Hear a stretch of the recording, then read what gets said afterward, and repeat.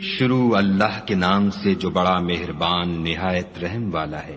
اے پیغمبر صلی اللہ علیہ وآلہ وسلم، اپنے پروردگار جلیل الشان کے نام کی تسبیح کرو، جس نے انسان کو بنایا پھر اس کے اعضاء کو درست کیا، اور جس نے اس کا اندازہ ٹھہرایا پھر اس کو رستہ بتایا، اور جس نے چارہ اگایا پھر اس کو سیاہ رنگ کا کوڑا کر دیا۔ ہم تمہیں پڑھا دیں گے کہ تم فراموش نہ کرو گے، مگر جو خدا چاہے وہ کھلی بات کو بھی جانتا ہے اور چھپی کو بھی۔ ہم تم کو آسان طریقے کی توفیق دیں گے، سو جہاں تک نصیحت کے نافع ہونے کی امید ہو نصیحت کرتے رہو۔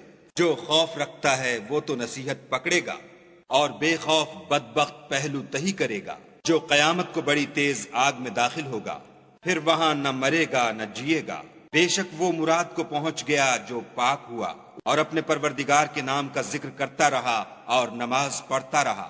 مگر تم لوگ تو دنیا کی زندگی کو اختیار کرتے ہو، حالانکہ آخرت بہت بہتر اور پائندہ تر ہے۔ یہی بات پہلے صحیفوں میں مرقوم ہے، یعنی ابراہیم اور موسیٰ کے صحیفوں میں۔